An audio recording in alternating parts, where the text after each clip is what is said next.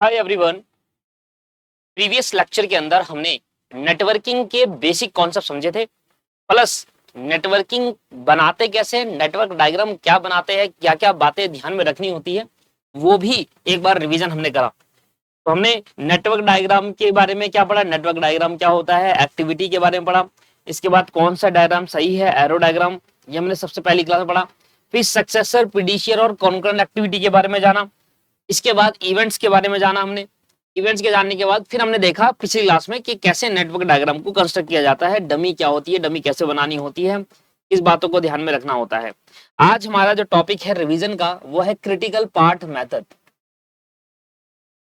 Critical path method, देखिए कोई भी क्वेश्चन ऐसा नहीं आया होगा पेपर में, अगर वो नेटवर्किंग डायग्राम से क्वेश्चन आया होगा, अगर वो नेटवर्किंग से, इस चैप्टर से अगर वो क्वेश्चन आया है तो क्रिटिकल पाथ मेथड से पक्का पेपर में आता है। तो critical path method very important है एग्जाम के पर्पज से। अब क्रिटिकल पाथ मेथड को समझने के लिए, मतलब इस कॉन्सेप्ट को समझने के लिए, या इसका रिवीजन वैसे तो आपने पढ़ा ही है, बट अगर इसका रिवीजन आप करना चाहते हैं तो सबसे पहले इसमें समझाना पड़ेगा मुझे बेसिक नोटेशन। बेसिक नोटेशन का मतलब होता है कि भैया कौन कौन सी ऐसे टर्म्स है, कौन कौन सी ऐसी चीज है जो इस चैप्टर, इस पर्टिकुलर मेथड के अंदर पूछी जा सकती है। तो इसलिए हम हेडिंग डालेंगे बेसिक नोटेशन।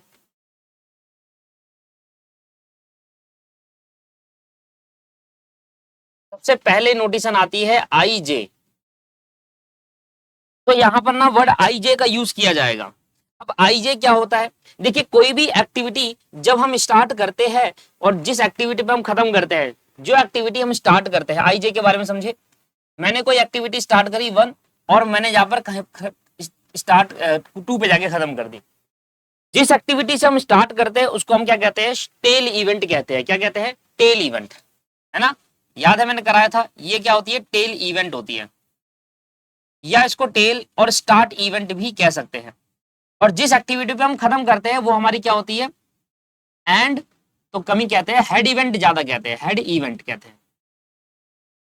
तो दोस्तों आई जे का मतलब है, आई जे एक ऐसी नोटेशन है, जिस इवेंट से आप स्टार्ट करोगे वो आई इवेंट कहलाएगा, ठीक है, और जिस इवेंट पे आप खत्म करोगे वो जे इवेंट कहलाएगा। मतलब आई जे क्या है, आई का मतलब है इधर जिस इवेंट से हम स्टार्ट कर रहे हैं वो एक्टिविटी, और जिस इवेंट पे खत्म कर रहे हैं वो जो है, ये हमारी एक्टिविटी हो गई,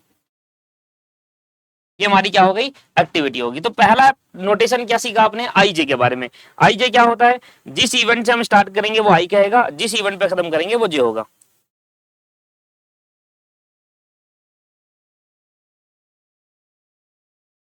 इसके बाद दूसरी नोटेशन आती है, इसके बाद दूसरी नोटेशन आती है ई आई। ई आई दूसरी नोटेशन आती है, और तीसरी नोटेशन आती है एल जे। इसका इसका इंग्लिश में मतलब है earliest occurrence time of an event.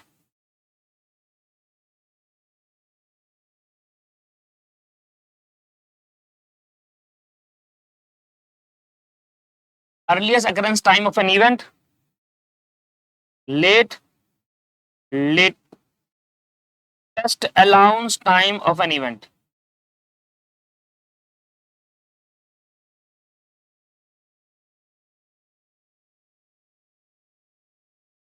Earliest occurrence time of an event, latest allowance time of an event, मतलब अच्छा, ऑफ एन इवेंट आई लिख लो यहां पर और यहां लिख लो जे।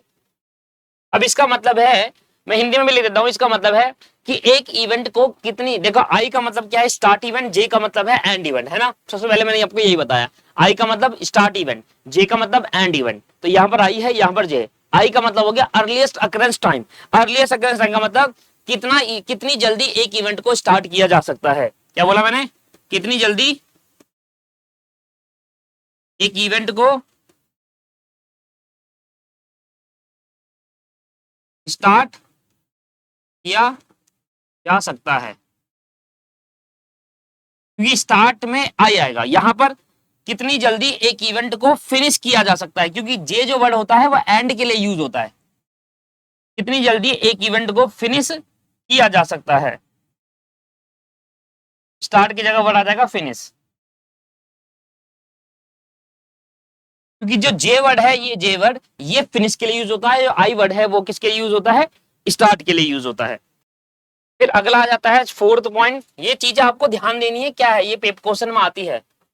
फोर्थ पॉइंट आपके पास आता है टी आई जे,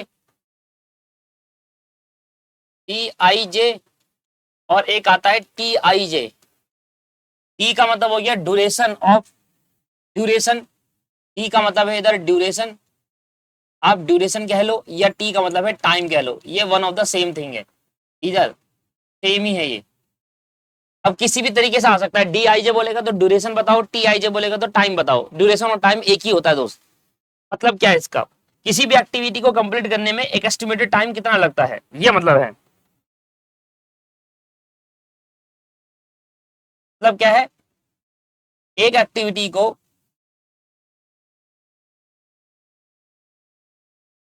कंप्लीट करने में कितना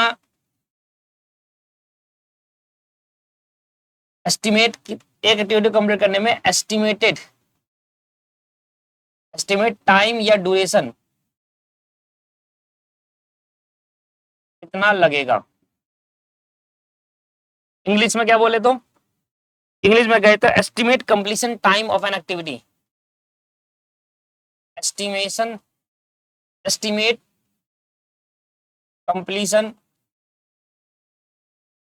टाइम ऑफ एन एक्टिविटी। किसी एक्टिविटी को कंप्लीट करने में एस्टिमेट टाइम कितना लगता है। एक्टिविटी क्या है, आई जे, आई से स्टार्ट होगी, जे पर खत्म होगी। इसके बाद आता है ई आई जे, पांचवा पॉइंट आता है ई आई जे, ई आई जे, नहीं नहीं नहीं, ई आई जे नहीं, ई तो हो गया था, ई एस आई जे होगा। भी आपको समझ में आएगा कहाँ यूज होगा ये।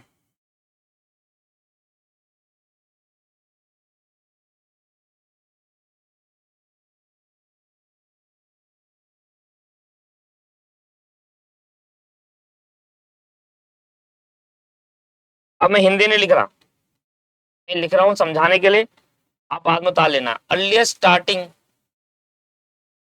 Time of an activity, earliest starting time of an activity I J. मतलब क्या है सर, ये तो पहले भी देखा था, earliest starting time of an activity I J, पहले नहीं देखा था। पहले वाला जो था ना, ये यहां पर सिर्फ ई था, ई आई होगा यार, ये क्या कर दिया, ई आई होगा।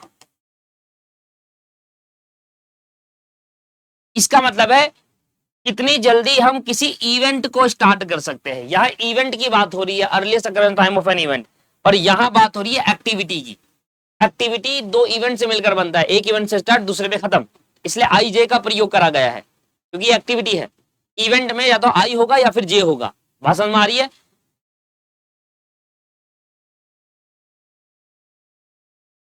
ऐसी सर एल एफ होगा, जैसे हमने पीछे पढ़ा, जैसे हमने पीछे देखा कि कितनी एक इवेंट को कितनी लेट तक फिनिश किया जा सकता है, जल्दी नहीं, लेट, क्या हो रहा है ये, तो ठीक करो, कितनी लेट एक इवेंट को फिनिश किया सकते हैं। एल का मतलब हो गया लेट, ठीक है ना, कितनी लेट एक इवेंट को फिनिश किया जा सकता है, लेट वर्ड का यूज होगा।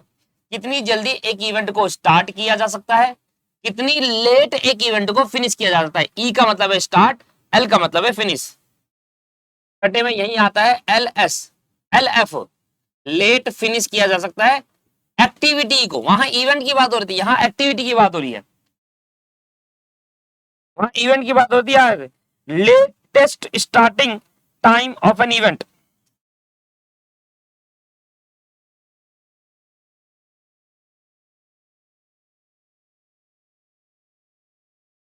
अच्छा एक काम करता हूं, पहले ना स्टार्टिंग के लिख देता हूँ, फिर फिनिश के लिख देता हूँ। पहले देखो यहाँ पे स्टार्टिंग है ना, दूसरा भी स्टार्टिंग, एल एस कर लेते हैं, आई जे 7। एक होगा E F, earliest finish time, एक होगा L F, late finish time. अभी जो भी है वो किसी इवेंट से रिलेटेड नहीं है, जो भी है वो किसी इवेंट से रिलेटेड नहीं है, क्या है, एक्टिविटी से related.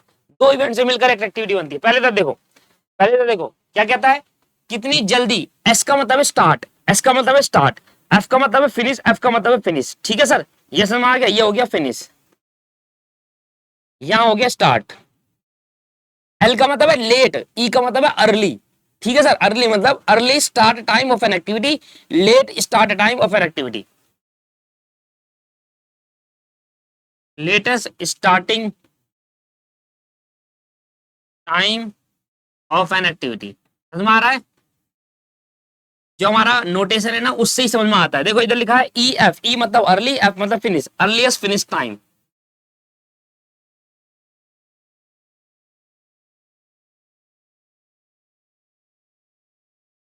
Earliest finish time of an activity, इसका मतलब है latest finish time of an activity. एक इवेंट को कितना लेट तक, एक इवेंट नहीं, एक एक्टिविटी को कितना लेट फिनिश किया जा सकता है, उसको बोलते हैं ये नीचे एल एफ आई जे। तो ये सारी नोटेशन है जो आपको ध्यान देनी है, क्वेश्चन करते वक्त ये नोटेशन का यूज किया जाएगा। अब बात कर लेते हैं क्रिटिकल पार्ट में हमें किस टाइप की क्वेश्चन पूछ सकता है। टू टाइप्स ऑफ क्वेश्चन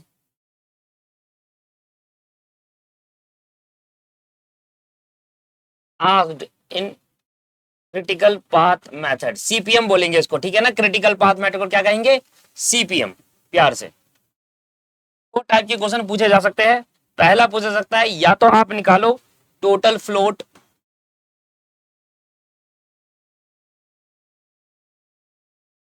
कहता है टोटल फ्लोट निकाल लो, कहता है फ्री फ्लोट निकालो, कहता है भैया इंडिपेंडेंट फ्लोट निकालो। ये आपसे पूछ सकता है कि ये निकाल के दो हमें, और स्लैक निकालो। जिन स्टूडेंट ने पहले से कोर्स कर रखा है उनको पता है ये क्या होते हैं। और तीसरा पूछेगा कि भाई आइडेंटिफाई करके दिखाओ क्रिटिकल पार्ट कहां पर है। दो टाइप के क्वेश्चन पूछ सकता है सीपीएम में, आइडेंटिफाई द क्रिटिकल पार्ट। तो दूसरा क्वेश्चन आपसे ये पूछ सकता है, या तो पूछेगा तीन चार चीजें कि आप ये निकाल के दे दो मुझे, क्वेश्चन में ऐसा आएगा और कहेगा ये फाइंड करके दे दो मुझे, या पूछेगा ये नहीं आप ये निकाल के दिखाओ, आइडेंटिफाई द क्रिटिकल पाथ, हमें बता दो कौन सा क्रिटिकल पाथ है। ये तो भैया बहुत बड़ा क्वेश्चन बन जाता है।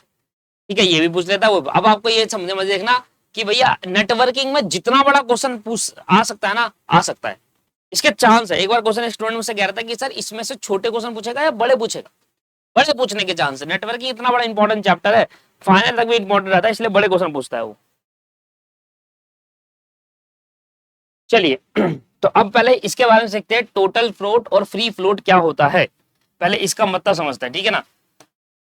यहां पर लिखते हैं टोटल फ्लोट।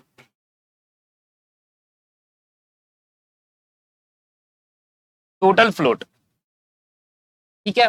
और एग्जाम्पल लेते हैं, देखिए मान लीजिए आपने एक स्टूडेंट हो, आप एज ए स्टूडेंट आप सीए में करना चाहते हो, तो आप सबसे पहले क्या दोगे भाई, फाउंडेशन दोगे, राइट। फाउंडेशन देने के बाद आप दोगे ग्रुप 1, फिर आप दोगे ग्रुप 2। जब ये दोनों ग्रुप 1 ग्रुप 2 कंप्लीट हो जाएंगे तो आपकी हो जाएगी ट्रेनिंग स्टार्ट। ट्रेनिंग स्टार्ट होने के बाद फिर आप स्टार्ट करोगे ग्रुप 3 देना, एंड फिर आप दोगे ग्रुप 4। अब जनरली स्टूडेंट यही करते हैं, एंड देन उसके बाद आप कहलाओगे सीएमए। देखिए मैं इसके बारे में टोटल फ्लोट के बारे में लिखवाऊंगा कुछ नहीं, बट आपको एक्सप्लेन करूंगा, क्योंकि लिखवाने खाने में सब टाइम वेस्ट होता है। ठीक है, मैं ऑलरेडी क्लास के अंदर लिखवा चुका हूं उसके बारे में, तो आपको सिर्फ एक्सप्लेन कर दूंगा क्या होता है टोटल फ्लोट, ध्यान दीजिएगा। मुझे एक बात बताओ, आपने अभी अभी फाउंडेशन अपना क्लियर कर लिया, ठीक है ना। अब आपको क्या करना है, ये आपने क्लियर कर लिया, अब आप सिंगल सिंगल ग्रुप देना चाहते हो। आपका टारगेट था कि भाई मैं बहुत ग्रुप वगैरह नहीं दूंगा, मैं सिंगल सिंगल ग्रुप करके दूंगा। तो जैसे फाउंडेशन कर लूंगा, एक ग्रुप दूंगा, फिर दूसरा दूंगा, ट्रेनिंग करूंगा, ग्रुप 3 दूंगा, ग्रुप 4 दूंगा, इस तरीके से काम करूंगा। ठीक है सर, आपने ये सोचा, तो अब क्लियर हो गया। अब क्लियर होने के बाद आपका मान लो जून में आपका अटेम्प्ट था, जून में आपका ग्रुप 1 का अटेम्प्ट था, जून में आपका ग्रुप 1 का अटेम्प्ट था, तो जून ग्रुप 1 एक एक्टिविटी मान लो, ग्रुप 1 क्या मान लो दोस्त, एक एक्टिविटी मान लो जो जून में आपको देना था। तो आपने फाउंडेशन के लिए करा, आप जून में आप ग्रुप 1 की तैयारी कर रहे हो, कर रहे हो, कर रहे हो, पेपर आ गए, आपकी तैयारी पूरी हो नहीं पाई, तो आपने वो ग्रुप 1 को नहीं दिया जून में, और ग्रुप 2 आपका दिसंबर में था। ग्रुप 2 आपका दिसंबर में था, तो ग्रुप 2 क्या था आपका दिसंबर में था। अब आपने कहा कि यार जून में तो मेरी तैयारी नहीं हो पाई, तो अब क्या करता हूं कि ग्रुप 1 और ग्रुप 2 मिलाकर दिसंबर में दे देता हूं। अब पूरा सीएमए, मान लो पूरा सीएमए का जो पूरा आपका सीएमए बनने का जो साल लगते हैं वो 4 साल लग जाते हैं। 4 साल में आपको सीएमए कंप्लीट करनी है। अब मुझे एक बात बताओ, जब आपने ये वाली एक्टिविटी छोड़ी, ग्रुप 1 वाली एक्टिविटी, ग्रुप 1 एक एक्टिविटी है, ग्रुप 2 एक एक्टिविटी है। अब ग्रुप 1 एक्टिविटी डिले करने से, आपने इसको डिले कर दिया ना, डिले करने से तो ऐसा हुआ, ग्रुप 1 एक्टिविटी डिले करने के बाद आपने क्या करा, इस ग्रुप 1 की एग्जाम भी ग्रुप 2 के साथ दे दिया।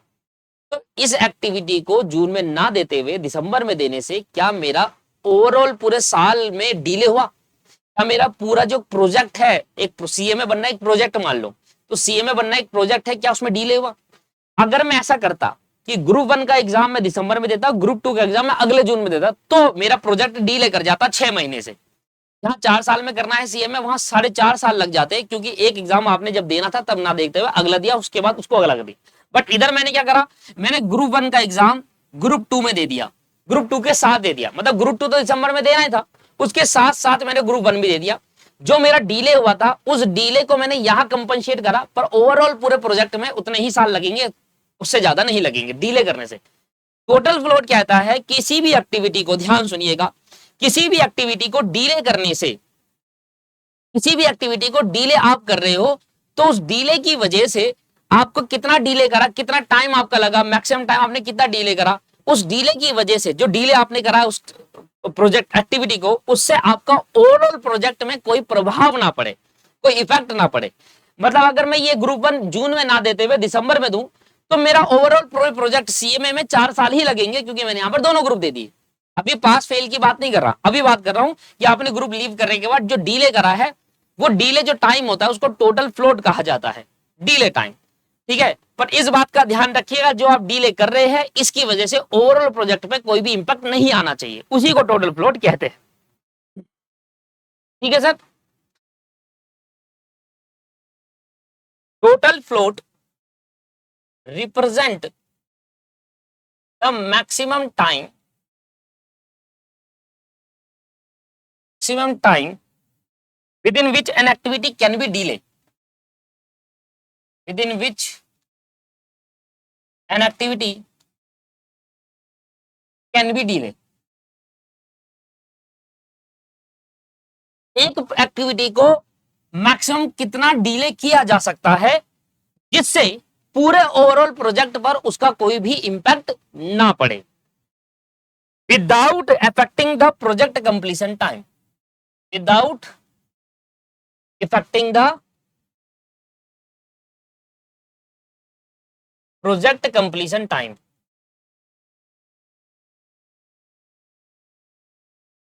ये मतलब हुआ टोटल फ्लोट का। तो आपने कितना डीले करा मैक्सिमम, ग्रुप 1 जो आपको जून में देना था, जून से दिसंबर में दे रहे हो, तो कितना डीले करा मैक्सिमम, 6 महीने आपने मैक्सिमम डीले करा ग्रुप 1 का एक एक्टिविटी को, ग्रुप 1 एक्टिविटी, एक्टिविटी ग्रुप 1 वाली एक्टिविटी को आपने 6 महीने डीले करा। तो एक एक्टिविटी को कितना डीले किया जा सकता है जिससे पूरे ओवरऑल प्रोजेक्ट पर उसका कोई इफेक्ट ना आए। आप डीले कर लो, पर ओवरऑल प्रोजेक्ट जिस टाइम पे कंप्लीट होना था उसी में होना चाहिए, डीले नहीं आना चाहिए। इसको टोटल फ्लोट कहा जाता है दोस्तों, और इसका एक फॉर्मूला है, इसका एक फॉर्मूला है जो आपको ध्यान देना है। कैसे निकालेंगे टोटल फ्लोट का फॉर्मूला? टोटल फ्लोट निकालने के लिए आपको चाहिए, दो फॉर्मूले होते हैं।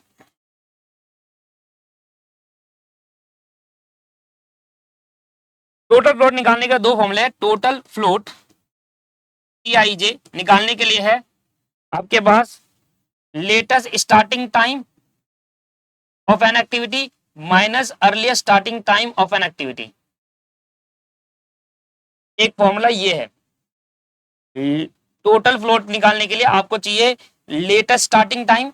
कैसे निकालते हैं ये मैं आपको बाद में सिखाऊंगा, ये कैसे निकालते हैं बाद में सिखाएंगे, बट ये चाहिए आपको लेटेस्ट स्टार्टिंग टाइम। एक एक्टिविटी, देखो एक्टिविटी है, इवेंट नहीं है, ये भी एक्टिविटी है, उसमें से माइनस करेंगे अर्लीस्ट स्टार्टिंग टाइम। इसको आप LS भी लिख सकते हो, जो मैंने लिखवाया था पीछे, इसको आप ES भी लिख सकते हो। LS और ES मैं ऑलरेडी पीछे पढ़ा चुका आपको। ये रहा LS, ये रहा ES। ठीक है सर, क्या होता समझा तो दिया था मतलब। अब दूसरा फॉर्मूला क्या है, एक और फॉर्मूला होता है इसका, इवेंट से टोटल फ्लोट निकालने के लिए आपको क्या चाहिए, अगर आपके पास लेटेस्ट किसी एक्टिविटी को कितने एंड तक फिनिश, एल का मतलब क्या है, latest finish time of an event, event and event है ये जे, इसमें से ई आई स्टार्ट इवेंट कितनी जल्दी खत्म कर सकते हैं, और इसमें से माइनस करेंगे D I J estimated completion time. तो इस तरीके से आपका कैलकुलेट होगा। ये हमारा सेकेंड फॉर्मूला है।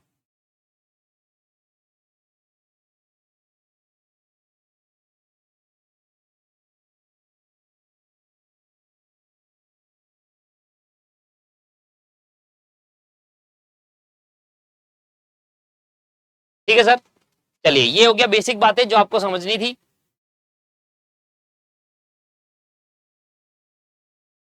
फ्री फ्लोट के बारे में एक बार देख लेते हैं।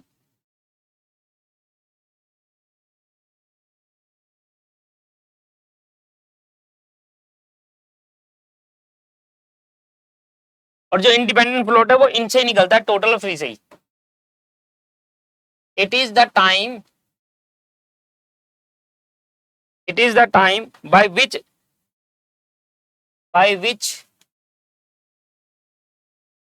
completion of, it is the time by which completion of an activity can be delayed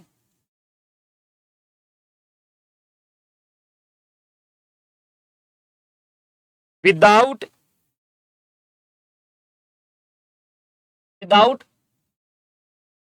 delaying it immediate successor activity. अब यहां पर पॉइंट क्या चेंज आया, इमीडिएट सक्सेसर एक्टिविटी, तो आपको ध्यान देना है इमीडिएट सक्सेसर एक्टिविटी। अब पीछे वाले एग्जांपल से ही समझाता हूं, पीछे वाले एग्जांपल से समझाता हूं। तो कह रहा है देखिए, वो हमसे कह रहा है कि देखिए भैया, आपने जून में ग्रुप 1 दे रहा था, ठीक है, और दिसंबर में ग्रुप 2 दे रहा था। लेट्स सपोज जून में आप ग्रुप 1 का एग्जाम दोगे इंटर का, इसके बाद आपका प्लान था कि दिसंबर में आप ग्रुप 2 का एग्जाम दे दो इंटर का। लाइट चली गई, लाइट चली गई, जल्दी से एक बार देख लेते हैं, फिर मैं इसको बाद में ऐड कर दूंगा इसमें। आपने इंटर ग्रुप 1 इंटर में जून, इंटर ग्रुप 2 आपने दिसंबर में था ना, ये आपका प्लान था। अब आपने क्या करा, आपने क्या करा कि भाई एक एक्टिविटी को आपने डिले करा, मतलब ग्रुप 1 आपने नहीं दिया, या आपने डिले कर दी। अच्छा, डिले करने के बाद पहले ये था कि अगर इसको डिले करोगे तो ओवरऑल प्रोजेक्ट पर आपका इंपैक्ट नहीं आना चाहिए, उसको टोटल फ्लोट कहते हैं। पर अगर आप इसको डिले करते हो तो इसको डिले करने के बाद अब इमीडिएट सक्सेसर एक्टिविटी देखो कि इस एक्टिविटी के बाद कौन सी एक्टिविटी है, ग्रुप 2 ये देना है, तो क्या इसको डिले कर रहे हो। तो अगर आप इसका एग्जाम नहीं दे रहे और इसका एग्जाम दोगे आप दिसंबर में, और इस वाले का एग्जाम दोगे आप जून में, तो कहीं ना कहीं इस जो ये ग्रुप 2 दिसंबर में अंदर वो जून में चले गया अगला। तो इस एक्टिविटी के डिले करने से ये एक्टिविटी भी डिले हुई, तो वो फ्री फ्लोट नहीं माना जाएगा। फ्री फ्लोट क्या माना जाएगा कि अगर एक एक्टिविटी डिले होने से उसकी जो इमीडिएट सक्सेसर एक्टिविटी है अगर वो डिले नहीं हो रही, उस पर इंपैक्ट नहीं पड़ रहा। भाई अगर मैं इसको डिले कर रहा हूं, ठीक है मैंने इसको डिले करा और दिसंबर में मैंने ग्रुप 2 भी दिया और ग्रुप 1 भी दिया, तो इसका मतलब मेरा जो ग्रुप 2 का जो प्लान था दिसंबर में देना वो तो वही था, उसमें तो कोई डिले ना हो। तो इसी को दोस्तों क्या कहा जाता है, फ्री फ्लोट। तो अगर फ्री फ्लोट के बारे में कह रहा है, फ्री फ्लोट के बारे में कह रहा है कि देखिए अगर आपने कोई टाइम, अगर आपने कोई भी एक्टिविटी को डिले करा, पर उस डिले एक्टिविटी, जिस एक्टिविटी को आपने डिले करा उसकी अगली सक्सेसर एक्टिविटी देखना इमीडिएट वाली, अगर उसमें डिले नहीं हो रहा, उस पर इंपैक्ट नहीं पड़ रहा, तो ये डिले में जो समय लगा है उसको फ्री फ्लोट कहेंगे। तो फ्री फ्लोट में हम इमीडिएट सक्सेसर एक्टिविटी पे कोई प्रभाव ना पड़े ये देखते हैं, जबकि टोटल फ्लोट में ओवरऑल प्रोजेक्ट पे कोई प्रभाव ना पड़े वो देखते हैं। समझ में आई बात। इसका एक बार फॉर्मूला देख लीजिए, अभी भी इन्वर्टर चल ही रहा है। फ्री फ्लोट का फॉर्मूला होता है I J equal to earliest time of end event. जब जे आए ना, सिर्फ जे या ए आई आए तो इवेंट होता है, जब दोनों आते तो एक्टिविटी होती है। अर्लीस्ट टाइम ऑफ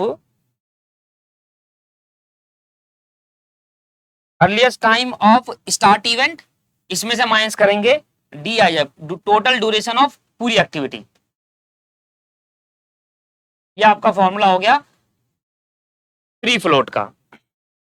दोस्तों लाइट चली गई है और इन्वर्टर पे ज्यादा लोड ले ही नहीं सकता क्योंकि बहुत ज्यादा लाइटें लगी हुई है इधर और बहुत बड़ी बड़ी लाइटें और प्लस पैनल चल रहा है, तो इन्वर्टर पे इतनी जल्दी लोड ले ही नहीं सकता, इसलिए मुझे आज मजबूरी खत्म कराना पड़ेगा, यहाँ पर रोकना पड़ेगा। हालांकि अगली क्लास के अंदर देखो ये दो पढ़ा दिया था, अब मैं अगली क्लास में ये दो पढ़ाकर इनका ही क्वेश्चन करा दूंगा, तो ये वाला टॉपिक यहाँ पर खत्म हो जाएगा, फिर इस वाले पे आ जाएंगे। ठीक है, तो ये दो अभी मुझे आज भी ये दोनों पढ़ाने खत्म कर रहे थे, बट क्योंकि लाइट चलेगी बीच में आप कुछ कह नहीं सकते, तो इंडिपेंडेंट ये अगली क्लास में पढ़ाने के साथ साथ एक क्वेश्चन भी कराकर ये वाला पार्ट खत्म कर लेंगे। चलिए तो मिलते हैं नेक्स्ट क्लास में, आज की क्लास को यहीं समाप्त करते हैं। Have a nice day, bye bye and take care.